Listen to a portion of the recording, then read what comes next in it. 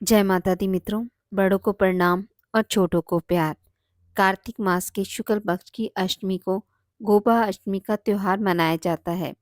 इस दिन भगवान श्री कृष्ण ने गोचारण लीला शुरू की थी, जिसके लिए गोमाता की सेवा की जाती है।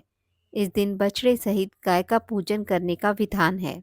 हमारे हिंदू धर्म तथा शास्त्रों में गाय को सभी प्राणियों की माता कहा जाता है। ऐसी मान्यता है कि गाय की देह में समस्त देवी देवता वास करते हैं।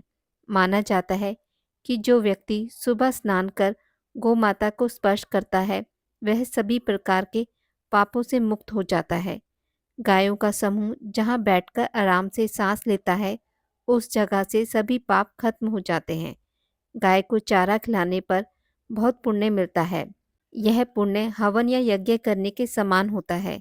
जिस घर में सभी सदस्यों के भोजन करने से पहले गाय के लिए खाना निकाला जाता है, उस परिवार में कभी भी अन्न और धन की कमी नहीं होती है। इस दिन प्रातःकाल उठकर नित्य नियम से निर्वित होकर स्नान करते हैं। प्रातःकाल ही गौ और उनके बछड़ों को भी स्नान कराया जाता है। गौ माता के अंगों में मेहंदी, रोली, हल्दी आदि के थापे लगाए जाते हैं। गायों को सजाया जाता है। प्रातःकाल ही धूप, दीप, पुष्प, अक्षत, रोली, गुड़, जलेबी, वस्त्र और जल से गौ माता की पूजा की जाती है और आरती उतारी जाती है। पूजन के बाद गोग्रास निकाला जाता है। गौ माता की परिक्रमा की जाती है। परिक्रमा के बाद गौ माता के साथ कुछ देर तक चला जाता है। गोपाष्टमी की व्रत कथा। एक समय की बात है जब भगवान श्री कृष्ण ने अपने छठे वर्ष में कदम रखा था। तब वे अपनी मैया यशोदा से जिद करने लगे कि वे अब बड़े हो गए हैं और बछड़े को चराने के बजाय वे गैया चराना चाहते हैं। उनके हट के आगे मैया को हार माननी पड़ी और मैया ने उन्हें अपने पिता नंद बाबा के पास इसकी आज्ञा लाने भेज दिया। भगवान श्री कृष्ण ने नंद बाबा के सामने जिद रख दी कि अब वे गैया चराएंगे। नंद बाबा ने गैया चराने के लिए पंडित महाराज को मुहूर्त निकालने के लिए कह दिया।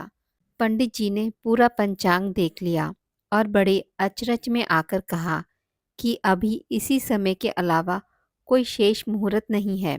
अगले बरस तक शायद भगवान की इच्छा के आगे कोई मुहूर्त क्या था। वह दिन गोपा अष्टमी का था जब श्री कृष्ण ने गैया पालन शुरू किया।